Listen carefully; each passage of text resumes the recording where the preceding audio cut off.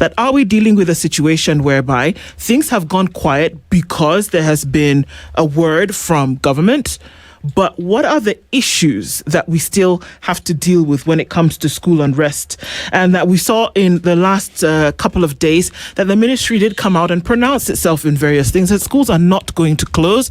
We are not looking at early midterm, but what we are looking at is a commission whereby we can make sure that the various stakeholders will come into play to ensure that certain things need to happen. And we're going to make sure that we are very serious about how we deal with this. They've also come out to say that in the second term, whereby the period is very long, that what we're going to see is that we'll probably see a shortened period, that maybe we will see term 2 will not be so long, and that some of these issues will be addressed through the commission. Those are some of the things that came out in the conversation, where CS Ogamba came out and said, okay, we understand, but schools will not close. Those issues will be addressed because we'll have a commission and we'll deal with some of these things. Now, school unrest, there is an issue. Those issues are not being addressed, but maybe this commission will address them. But there seems to be a way in which you can address these issues without just glossing over them. And that's what we're going to be discussing today.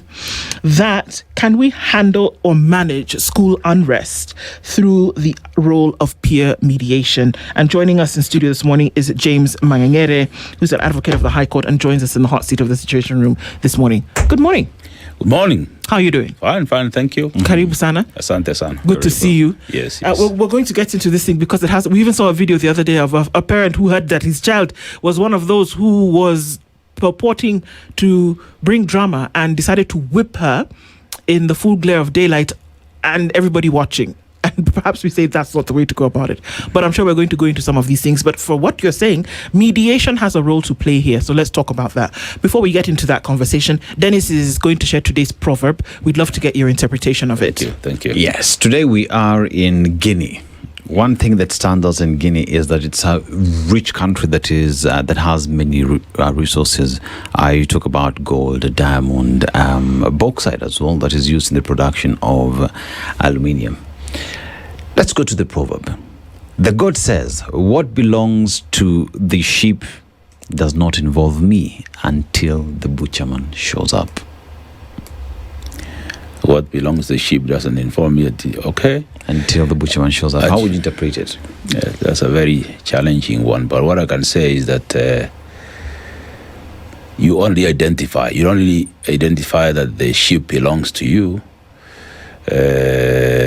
And you will need to probably gain out of it when the butcherman shows up with a knife, because once it becomes meat, either it's going to be eaten by other people or it's going to be sold and somebody needs something out of it. So I think it goes around the issue of ownership.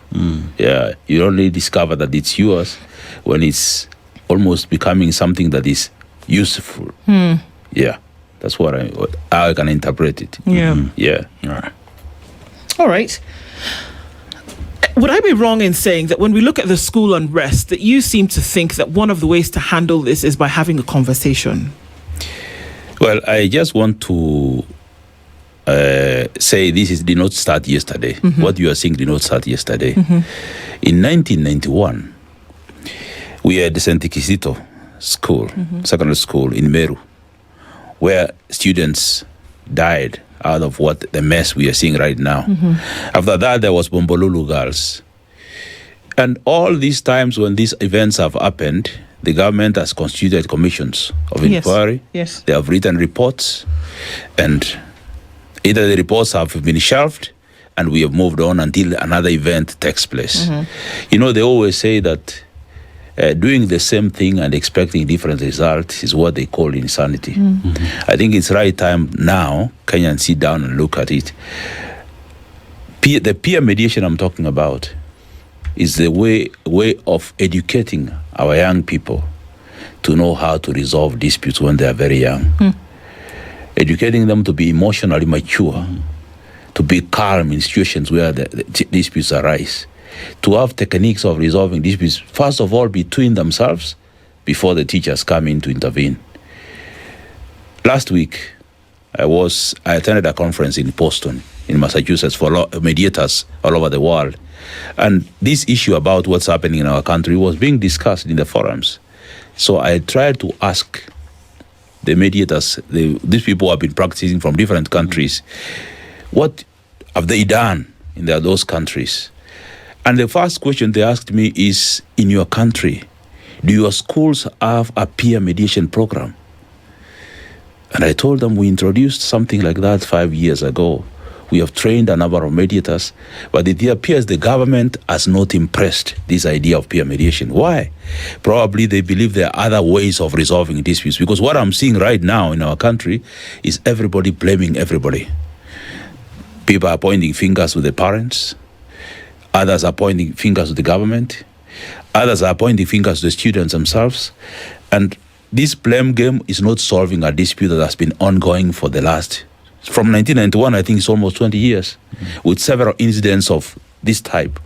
So what I was told and what I've always been saying is that our children need to be trained on conflict competency from the early stages of life.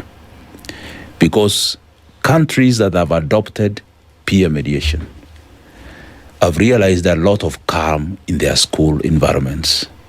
Students become emotionally mature and they deal with conflicts in a way that serves the interest of everybody. They develop what we call empathy and understanding and patience, something that we do not have, something that our parents do not teach our children at home. So I just want to state that what brings me over is to tell them what I've been saying all along, that the best way to deal with conflict in our schools is impressing the peer mediation programs. Yet we find ourselves at a position where there is the aspect of feeling that students are there to be seen, not to be heard. Yes.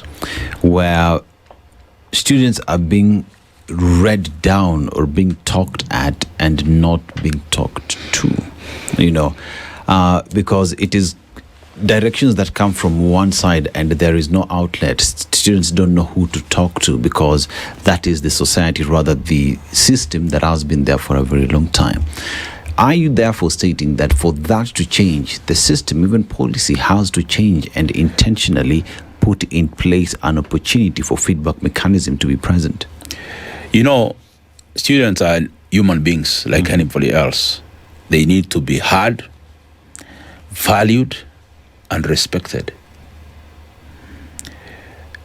We have created an environment where the students' opinion may not take into account. And you see, human beings usually, when they're treated in a way that they don't feel valued, they don't feel understood, definitely what you are seeing right now is people who have developed impatience. They are emotionally disturbed. This process of peer mediation I'm talking about is a process that helps students develop empathy. First of all, is something that's very important. Empathy is understanding other people's feelings, being calm in instances of pressure, and knowing how to approach conflicts constructively. Something that's missing in our students. They don't get it at home because parents are busy. Parents leave home very early in the morning at 6 o'clock to get back to work. They also go through a lot of pressure. They come back at 9:30 in the evening after going through all this traffic jam. And the only thing probably they do is they're trying to make a lot of money, as much money as possible, to ensure that their children are comfortable. But children do not only need money. They need presence. Because this is the only way we can develop them emotionally. What you are seeing right now are children who are not resilient, children who are not patient, children who are not calm, because they have not experienced that from the environments they have from home. So I can tell you how powerful peer mediation is. Peer mediation, students start learning very early. First of all, on how they can solve disputes and conflicts between themselves. Not only solving, but managing. There's a big difference between solving and managing. If students are able to manage their conflicts, because there's what we call intra-personal conflict and interpersonal conflict. Intrapersonal conflict are those conflicts within the students themselves. And that's why I'm talking about emotional literacy. How they can manage themselves emotionally, and the interpersonal conflict is how they can solve conflict between themselves and other students. Teachers are taking much time these days trying to solve conflicts between students. If students are trained to solve conflict themselves, not only will they feel responsible citizens, they'll feel honored, they'll feel accepted, they'll feel valued. And these skills of leadership are what the society is looking for. So when I talk about peer mediation, I'm talking about empowering these students very early in life to know how to deal with conflict. Look even at our courts right now. Courts are resolving disputes in a restorative way. They are embracing mediation. So this peer mediation is something that needs to be inculcated very early in the life of our students. In fact, I always tell people, if we do not put these things in place, then this situation is going to become worse than we are seeing right now. I think it's right time for the Kenyans to stop now. Let's look for a different way, an alternative way of dealing with conflict, rather than coming up with ways of dealing with the indiscipline that we have in school. Why don't we empower our own students to have the resilience, to have the skills, to have the competency, to be able to resolve those conflicts within themselves and within themselves and their colleagues within the school compound? If we can be able to manage that, all these commission of inquiries we are picking, policies we are writing, can only be pieces of paper if we don't action already what we have. Like now, this program of peer mediation. Do we have the capacity to deliver it? Of course, yes. The last 5 years, we have been working on training peer mediation tutors. The only thing we do not have in this country is a policy that impresses these peer mediation programs in our schools. The Ministry of Education has not taken this very seriously. We are chasing a problem to a different direction instead of facing what is here and dealing with it instantly. We have a solution with us. Okay. Why don't we adopt it? I hear you say because what you're talking about is that training amongst peers so that they can understand how to deal with a conflict situation. Yes. But if you look at the issues that are affecting students in school today, and unfortunately this largely falls within the boarding schools, largely. Yes. That doesn't take away day schools from this, but largely if we look at the school unrest right now, that's the majority of where the problem lies. It's against a backdrop of a system where children are to be seen and not heard. Yes. So I can be empowered as you like. Yes. And I can know how to deal with conflict situations. But when I go and who am I telling that I have this particular problem, and who is listening to me in a system that already seems like it has been fixed to not take into consideration what a student has to say? How do you work within those lines? Teachers themselves, in our teacher training programs, we should also incorporate conflict resolution skills. Most of the teachers who are leaving teacher schools, I'm sure what they are being taught about is counseling. There's a very big difference between counseling and mediation, because counseling is listening to the parties and assisting them to manage their own emotions. Mediation, on the other hand, goes a step further. It teaches you on how to approach and resolve conflict. So what teachers are being told usually in their teachers training programs is how to do peer counseling. What we are saying, there is a better way. In fact, the government should inculcate change the syllabus of the training of teachers to include techniques on how to manage conflict. Because what I've seen in most schools, teachers themselves have a challenge in as far as approaching and resolving conflicts are, because we are thinking in our country, we are thinking that the only best way of solving disputes is retribution, punishment. Okay? And we can give punishment in different ways, not only corporal punishment, different ways, but punishment is not the only way of resolving or assisting to resolve conflicts, especially in our schools. We should also be in a position to embrace restorative systems of resolving disputes, whereby we reconcile the interests of students or student teachers who have conflict within the school environment. Retribution, even the courts are moving away from retribution anyway. You see, the courts are embracing court annexed mediation. They are encouraging private mediation. Why are we doing this? If we are doing this, if we are embracing restorative justice within the court system, why don't we also encourage restorative justice within our schools? You know, you talk about something that one would say the tone that is set at the top determines how that then trickles down. Exactly. Because what we've just been treated to recently is even the response from the principal secretary at the time was that of what you're talking about, punishment and retribution. Yes. For those who have done this, we will arrest you, anything about schools, we will not close schools. And that is the tone that is cascaded down all the way. And students say, if the principal doesn't hear us, then where do we run to? But then again, you mentioned the fact that there is need for change of policy as well. But again, why is it so difficult for that to be picked if it is a clear and surest way of handling these problems that you find today? What is making it difficult for the ministry to pick that policy and put it as part and parcel of its mandate, pretty much? You know, in our community, we are slow to change. Most people do not want to embrace change, especially when it's brought about by people, experts who are not, in inverted commas, politically correct. I would be in your station today trying to tell them something very important, but it also depends on my status in society. I'm an expert in this field. I have consulted enough. As I have just told you, I met a number of experts in Boston, Massachusetts last week, and I have talked about this issue about unrest in schools. And every person I interviewed, I was at Harvard University and Suffolk University and others, every expert that I talked to asked me, does your country embrace peer mediation? Because if you go to Britain, you go to America, you even go to Brazil in Latin America, most schools have embraced peer mediation because they believe that to be able to build a society of citizens who are responsible, who are conflict competent, who are resilient, this education about knowing how to resolve conflicts early in life is a serious policy issue within any education system. So I believe that if the Minister of Education is listening right now and all the other stakeholders, it's high time that we embraced peer mediation in our schools. Do we have the expertise to assist them to do so? Of course, yes.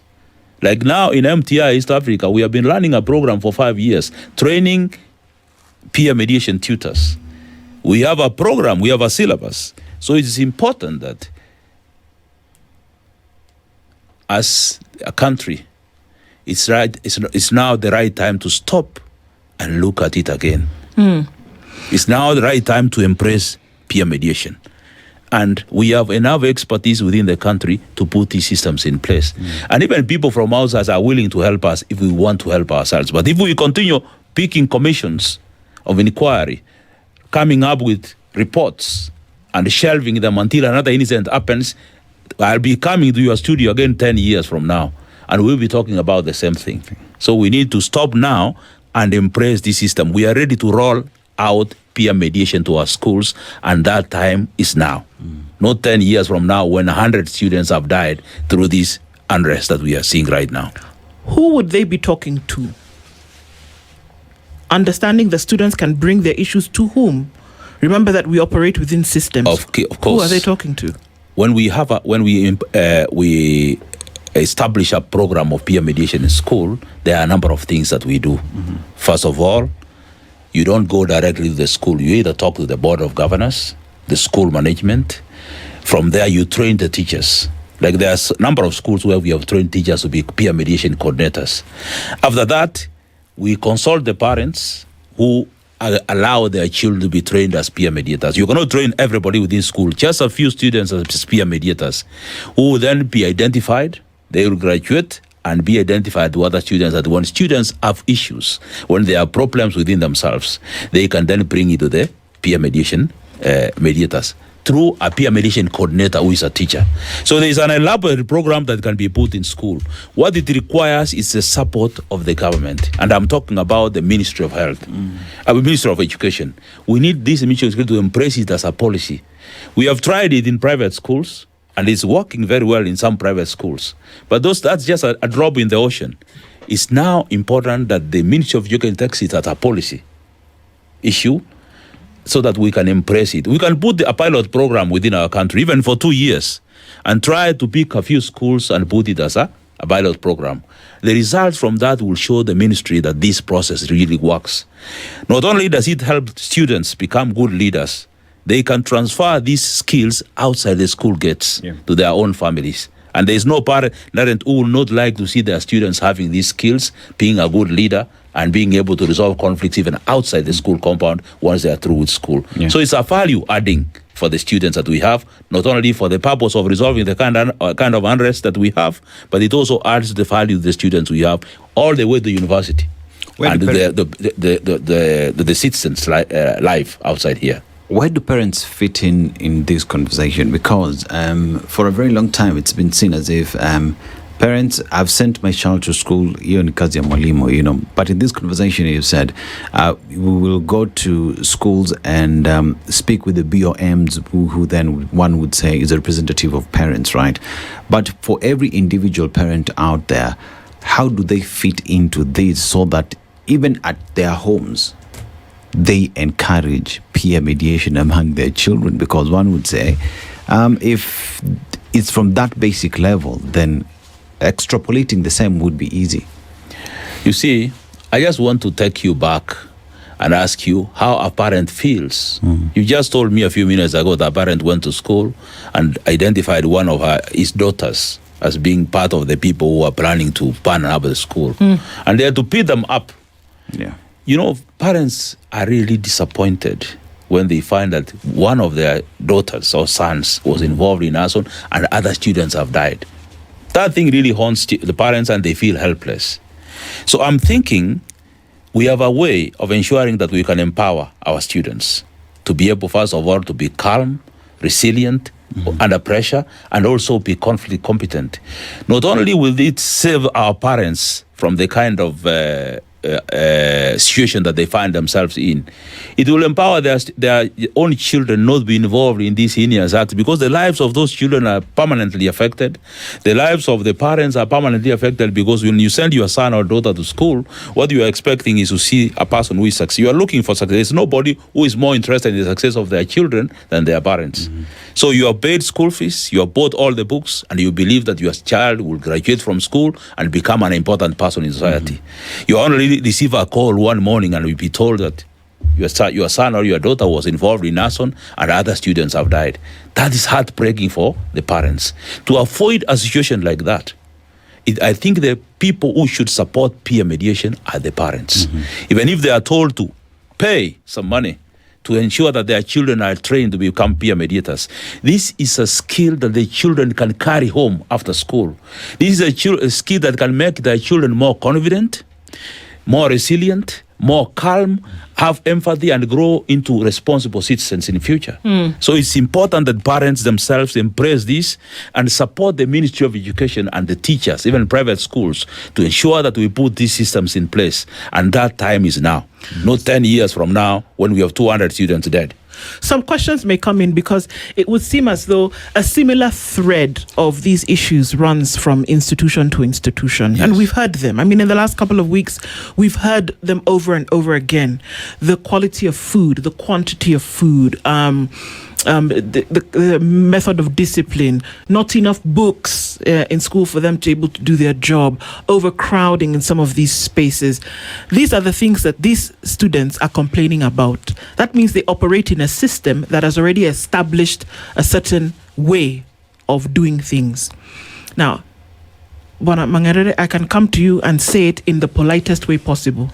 I can come to you and I can complain as somebody who was brought up very well.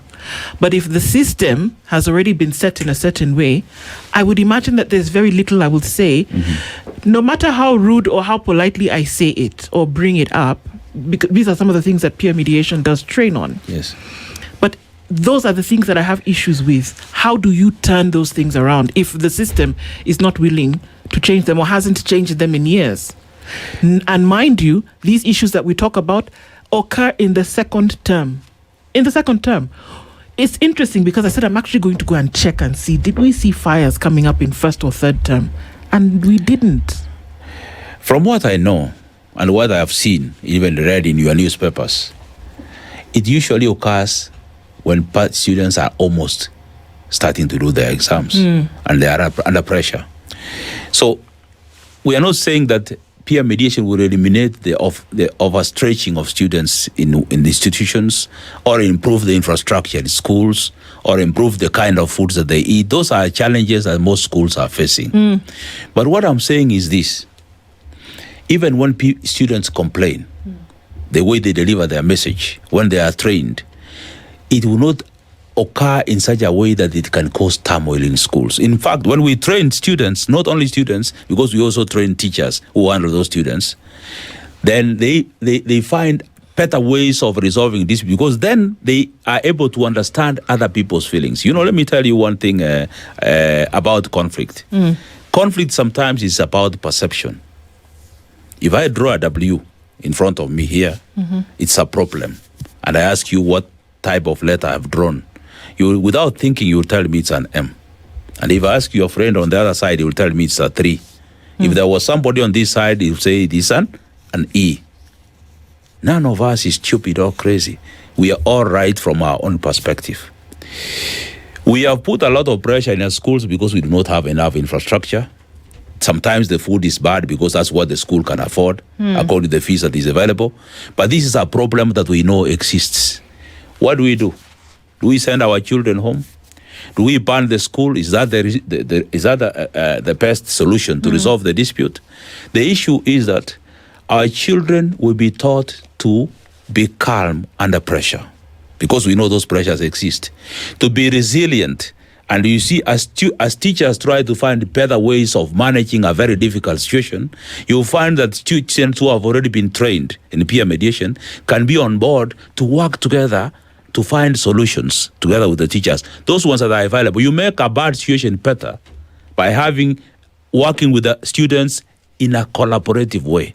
What we are missing is collaboration, because even in conflict, we know what she's saying is very clear. Schools are undergoing very difficult times because they do not have enough money. They don't have adequate infrastructure. The food may not be what the children are eating at home. That's a problem that we know. But how do we approach that conflict in a collaborative way that may not result into what we are seeing right now? Okay. Because the answer is not banning up schools or beating up teachers or closing schools. The answer is trying to look at conflict from different perspectives and trying to resolve it in a collaborative way.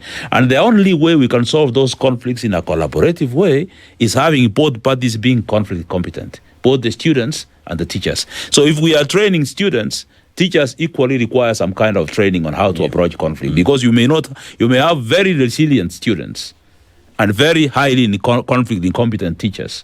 That mathematics will not match. So both parties require some kind of training so that we can be able to handle conflicts which exist, which you cannot wish away, in a collaborative manner. Yeah, that's the purpose of empowering our students to that effect. You've mentioned that you've trained a few schools, some private schools in the country. Yes. And in that training, maybe you can just tell us, what did you find was pressing from all stakeholders, so parents, teachers, and even the students themselves? And after going through the training, what are some of the successes perhaps that everybody needs to know or we can learn? Yeah. Once students have gone through training, first of all, they have what we call emotional literacy. They handle matters more maturely. They are resilient when they are working under pressure, because that's what usually happens. But what is the initial problem that students raise as being a concern? The initial problem is that, first of all, the teachers do not listen to them. They are ignored. They are not valued. They don't find that their proposals or their opinions are valued, because they are regarded as students who should listen and learn. So when sometimes they complain, they do not get an environment where their complaints are listened to, number one. Number two, they feel that they are being put under a lot of pressure, especially when exams are coming close. Teachers are drilling them for the purpose of passing exam. And, our children are not as resilient as us. We grew in very tough environments. That this is another generation which we must also understand. They can't go through a lot of pressure. But let me also tell you, they have to pass the exam, exactly, that's what we want. But at the same time, the way we treat them. You know, when you value somebody, it also even works at the workplace. When your employees are valued, when they are treated well, they may not even think about salary increment. Employees you see agitating for salary increment or agitating for good conditions of service is when they think they are being oppressed and they are being misused by the employer. And the same thing applies to our students. If students can feel valued, they can feel accepted and respected, even in very difficult conditions, our students will collaborate with teachers in resolving the existing problems. But when they are ignored, when they are devalued, when they are treated as small people who do not have an opinion, definitely they are going to become, they are going to resist. And the kind of resistance, it can be subtle resistance or even physical resistance. And students have resorted to physical resistance by banning schools. So it's good that we now calm down and look at these things differently.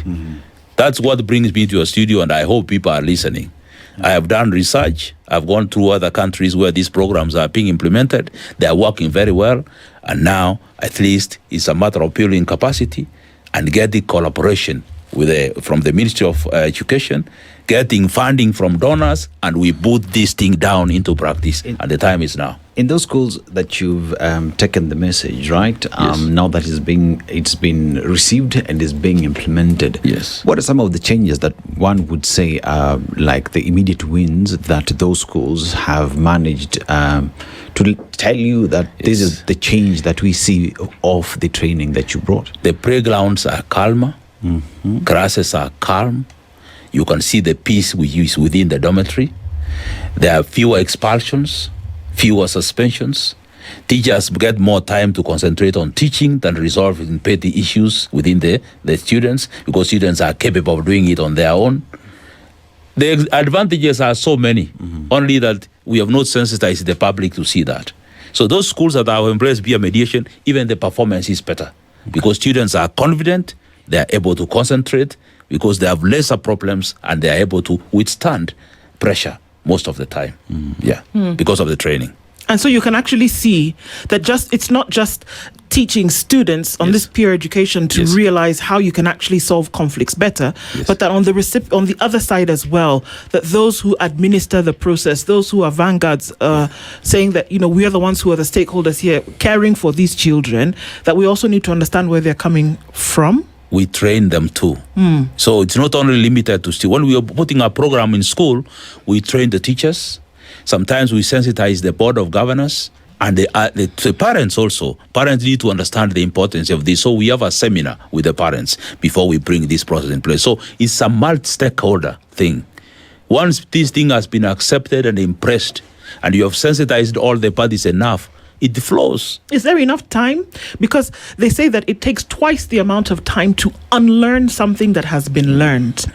Maybe even 3 times, but at least we've read that it's twice. So if you've been doing something for 10, 20 years, that it's going to take you double that time to unlearn these behaviors which have been compacted, which have been in you. That there's some schools at this point where a student will come to you and actually tell you, I'm not feeling well today. Bwana Mang'erere, the default answer is endofanya kazi utaki kusoma. Do you see? That's the default answer. Somebody comes to you and says, actually, I have an emergency. The default thinking is that this student is lying. How do you unlearn some of those things without us realizing also that those responses that come to students, they don't sit well with the student, and that's what leads to them saying, you know what, these people don't listen to me anyway, so here's a situation whereby I'm going to choma the thing. No, in neuroscience, which is the science of how human beings think, we are told that if you repeat something continuously for 21 days, it becomes a habit. It becomes a habit. So the first thing that the teachers and the school community need to learn is to embrace this issue to do with peer mediation. I know they are used to, change. To be emotionally intelligent, you must also be ready to embrace change in any environment. And what options do we have? Do we just allow this situation to continue? students dying, destroying property. Now we have reached a point where this doesn't help. We have tried. And as I told you, I just wanted to tell you a few statistics which Kenyans know very well. In 1991, that's when we had our first incident at St. Kizito. 1998, Bombolulu. 1999, Nyeri High School. 2001, Changuli, where 67 students died. 2017, Moi Girls. 2024, Endarasha, Hillside, Endarasha. 2026, Utumishi. A total of almost 200 students have died.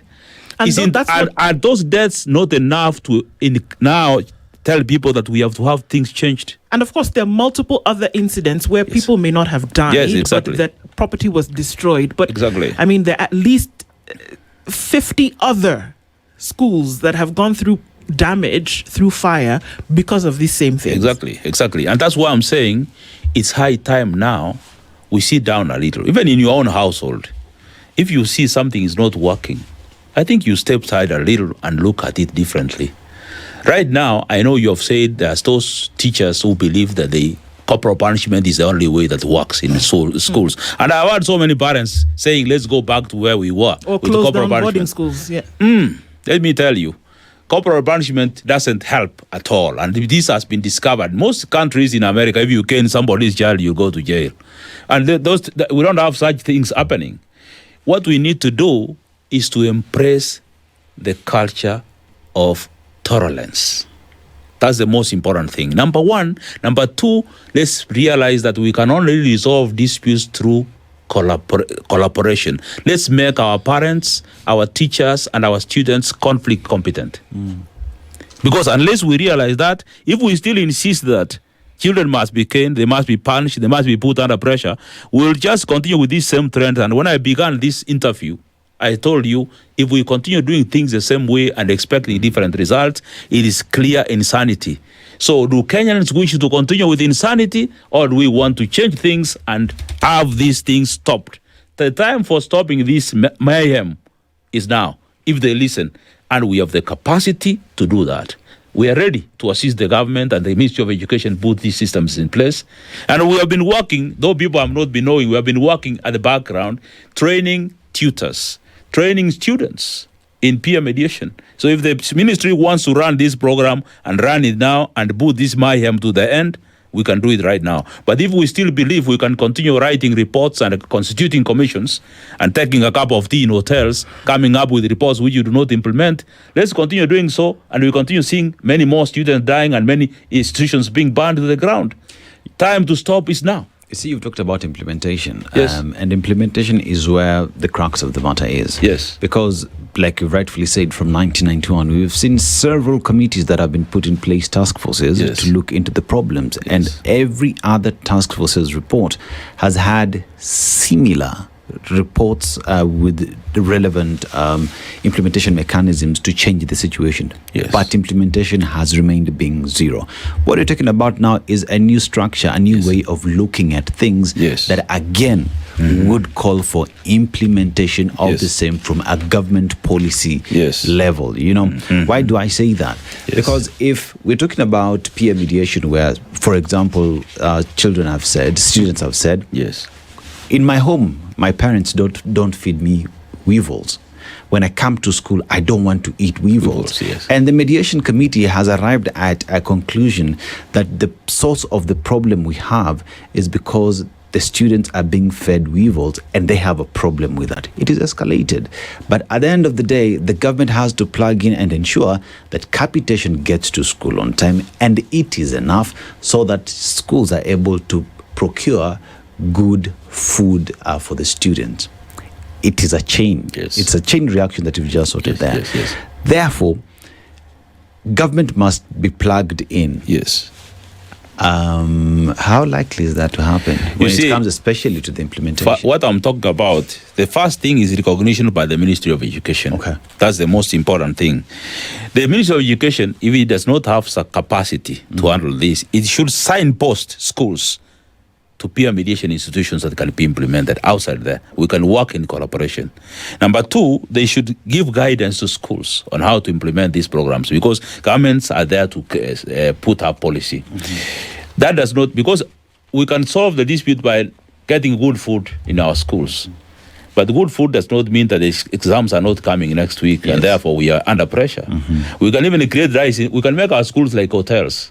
But if we still, but if we still are having exams at the end of the month, and students have to sit and pass or fail, that doesn't take pressure away. So I'm trying to say that. Then we should import impaired conflict resolution in teachers' training institutions. Number 3, we should also integrate conflict resolutions to youth, things like scouts, youth groups. This is a culture that we must start implementing right now. If students have gone through school and yet they have not gotten those skills, we can get them there. We should also enhance public awareness. Unless we tell the we sensitize the public about this process, public sometimes are the ones who can compel the government to put things into policy. Okay. So, for example, if the parents know that if their students or their children are trained as peer mediators, these things will reduce in school. I think the parents can put pressure on the government to put these systems in place. So sometimes we have to rely on parents because we have parent associations, for example. We have teachers unions, okay, like COPET and others. If they embrace this and they realize that this is the only way we can get out of where we are right now, I'm sure they can push the government to change policy. So we have a multi-stakeholders who will make this thing, put this thing into place. But can it be done quickly? That's the question you're asking. Because we are in a problem already. Of course, yes. Well, the thing is interesting that the schools seem to have a system in place whereby there has been a cascading of power. Yes. So you have the school heads and all of that. But then amongst the students, you already have this thing. You have the prefect system, you have captains, house captains, sector captains, all of that. So there seems to be an understanding that there can be the cascading of information and communication alongst these lines. So what has been it seems that now that has been bastardized, where it has turned to be that these individuals who are now, in fact, right now, I think second term is where a lot of these folks are elected, isn't it? Where these students are elected as these representatives. It seems that there has bastardized a system whereby now these individuals become snoops for the administration, as opposed to actually being communicators and helpers of the flow of information. How can those mechanisms that have already been set up be used for some of these things that you're talking about? Exactly. When I was in school in 1980s, early 1980s, prefects were like kings. They were treated like kings, more than even teachers. Prefects would take you to their cube and cane you, and they would give you corporal punishment without the teachers knowing. Especially when we were in Form 1, we would be trained. There's something they used to call monolization. These things have changed right now. You can't do that to the students that we have right now. So what I'm telling the schools to do right now, for example, in peer mediation, if we can just start with the student leaders. Okay? If student leaders, prefects, and captains are trained to be peer mediators, I think that will be the beginning, because we may not be able to train the whole school. So if we can just select those when they are being elected, they are trained to be peer mediators. One thing, they will be very calm, they will be conflict competent, they will have a lot of resilience, they will have what we call emotional intelligence. And these people will then be able to handle other students very well. And when disputes arise, even before they come to the teachers' offices, the prefect will already have handled it. So that's why I'm saying that would be, for example, a low-hanging fruit. It's not what we call the doctrine of a low-hanging fruit. The low-hanging fruit now could be, let's train our student leaders. Immediately they are trained, they are elected as leaders. Because if these people are trained, what you hear from other schools, because I've heard things from schools that I respected most, these very big schools, the students go there, they go through a lot of problems. They are mistreated by prefects who manhandle them, mistreat them, and this information cannot get to the teachers because the teachers have told them, fix your matters within the dormitories. This is where this kind of resistance comes from. So if we can be able to train our prefects in peer mediation as a low-hanging fruit first, then we can cascade these to other students within the community, within the school community. So I think what you have just mentioned is very important, because students sometimes are elected as prefects, and then they are given some kind of authority that's beyond what they are able to handle. Yeah. And this one now is what brings resistance from other students. So if we can start by training our prefects and captains within the schools, I'm sure that will be a starting point. Yeah. And it may help us manage what we are dealing with right now. How does religious institutions tap into this? Because they are as well respected in society on their role in many schools. When you talk about guidance and counseling departments, most of teachers there are usually CRE teachers, right? Mm-hmm. But as well, when you read the holy books, spare the rod, spare the child. How can they tap into this space to be front runners on the same as well? There's something you have said there which is very interesting. Spare the rod, spoil the child. Yeah. I think that is really being misinterpreted from the Bible. Yes. You know what we mean by the rod? The rod is something I'm saying like peer mediation, educating the students to be able to manage their conflict. The rod doesn't mean the cane. You know, we literally translated it into a cane, and people are saying we are not caning our students, that's why they are behaving this way. Yeah. So what I'm saying is that religious institutions really need to help. I'm encouraging people, even in Sunday schools, when children come to school, youth programs within churches, because we have that kind of youth programs. If we can also introduce peer mediation there, we can assist the schools, because when children are on leave days, when they go to church, if they find those programs there, I'm sure they will come back to school being more prepared to deal with conflict when they face it. So that's why I told you this is a multi-stakeholder issue. We all need to come back together. You know, in any country, even in America, you will find we have Democrats and Republicans who are fighting every day. But when there is a conflict, sometimes a serious problem, they come together and they forget about their party positions and they work together to resolving a national emergency. What we have right now on the table today is a national emergency. So all stakeholders need to come in together. And for example, this gem that I'm introducing right now, known as peer mediation, let us all embrace it and put it into the system. If we can do it between now and December, I want you to invite me here 2 years down the line to this same studio. And you tell me if we will ever be having what we are dealing with right now. People may think I'm just a false prophet, but I can tell you, I have seen what has happened in other countries. We can also fix it right here. You know, we can come into this studio and talk about politics, talk about many other things, and then try to politicize the kind of mess we are having in schools right now. It doesn't help us. No. The real thing that really needs to be done is action.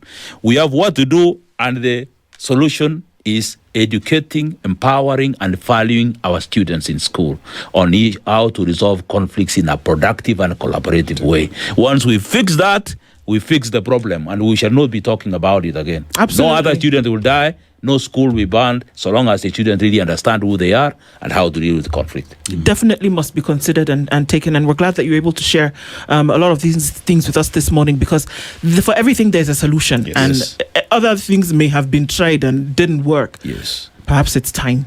James Mang'erere, thank you for joining us this morning, Wakili, to share a lot of these issues with us, and a good way to end the week for thought, to think about, and now just not think about, but actually do and engage. Yes. Asante sana. Thank you. And for everybody who's part of the Situation Room this week, thank you for being here. This is the Situation Room, the only way to start your day.